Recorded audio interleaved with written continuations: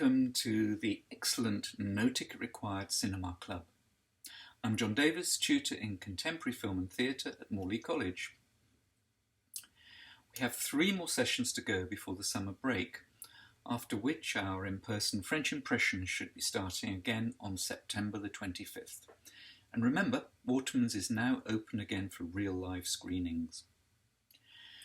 The choice this time, the 2004 Before Sunset, starring Ethan Hawke and Julie Delpy, has been made by a rising star, Abid, whose feature, Granada Nights, is just out in cinemas and coming to Waterman's soon. He'll be joining us to talk about how the film inspired his own filmmaking. I asked him why he chose the film, and this is what he said. So in Spain, I was actually in my mid-20s at the time, and I had this very intense kind of special year in Spain where I met a lot of Erasmus students. And I think the first time in my life, I actually felt like I belonged anywhere. But it was a very intense moment. And as soon as it came, it left. Everybody went back to their own countries, and I was stuck in Spain for a while, not knowing what I'm going to do in my life. And one day I walked into a DVD store trying to rent a DVD, but they wouldn't rent it to me because I didn't have any permanent residence. So I was scoundering around the bargain basket. And I found a €7 copy of Before Sunset, all with a Spanish cover. Didn't know what it was about. Couldn't read the back. But it felt, a little bit romantic. It felt a little nostalgic because of the colors of the cover. Even Hawke, I knew, Dead Poet Society and a few other films. Paris was in the backdrop, so I thought I need something like this to give me that little bit of escapism. Even though I'm in Spain, maybe a bit of Paris would be nice. So I put it into the DVD, thinking I'm going to get a soppy romantic Hollywood film, but surprised that this film was just something that reached on so many different levels. I mean, it uses time itself. It runs for 90 minutes in real time. So the perception of time, the manipulation of time is very fascinating, but also it looks back at the main event of the film actually isn't in the film, which is fascinating. And has a very nostalgic quality.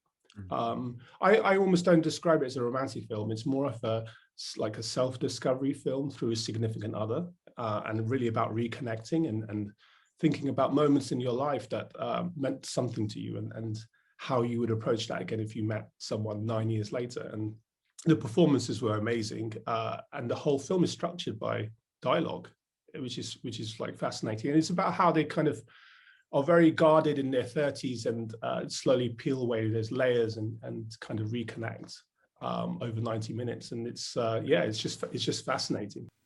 So I hope this has whet your appetite. So let's have a look at the trailer. So listen, here's the deal. This is what we should do. You should get off the train with me here in Vienna and come check out the town. What? Come on, it'll be fun. All right. Think of it like this. Jump ahead 10, 20 years, and you're married. And only your marriage doesn't have that same energy that it used to have. You start to think about all those guys you've met in your life and what might have happened if you picked up with one of them. Let me get my bag. 9 years ago, 2 strangers met by chance and spent a night in Vienna that ended before sunrise. They're about to meet for the first time since. Hi. Hello. I can't believe you're here. Well, I live here in Paris. I wanted to talk to you for so long, that now... Me too. How long do we have? 20 minutes and 30 seconds? No, Let's we go. got more than that. Now they have one afternoon to find out if they belong together. I remember that night better than I do entire years. Do I look any different? I do. I'd have to see you naked. What? No! Come here. Let's get on that boat. Come on, it'll be fun. You don't have time. Oh, God, why don't we exchange phone numbers and stuff? Why didn't we do that? Past is the past. It was meant to be that way. What? You really believe that? I have these dreams. I'm in the car, and a buddy of mine is driving me downtown, and I'm staring out the window, and I think I see you. What does it mean, the right man? The love of your life? The concept is absurd. The idea that we can only be complete with another person is evil, right? I'm just happy to see you, even if you've become an angry, manic-depressive activist. I still like you. I still enjoy being around you. Like if somebody were to touch me, I would dissolve into molecules. Want to see if you stay together or if you dissolve into molecules. How am I doing? What if you had a second chance with the one that got away? Before Sunset. The director is Richard Linklater, known for Boyhood, School of Rock, and the Before trilogy, Sunrise in 1995, Sunset in 2004, and Midnight in 2013. So we'll be looking at the second part. Linklater is renowned for making films that follow the passage of time and using and reusing actors as they and the stories develop, the Before trilogy being a prime example. But I don't want to offer you any spoilers here.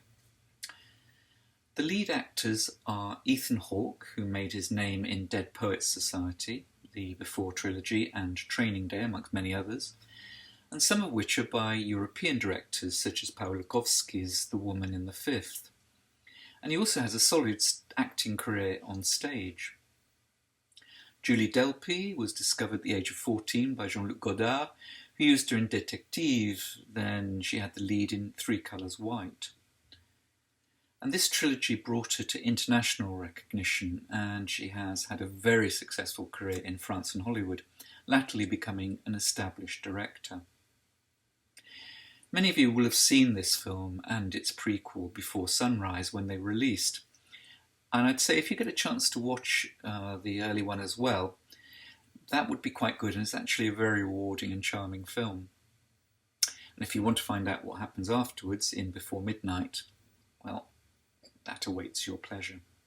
Unlike our last choice, Black Bear, Before Sunset is a film in a standard form, with a beginning, a middle, and an end, and in the right order.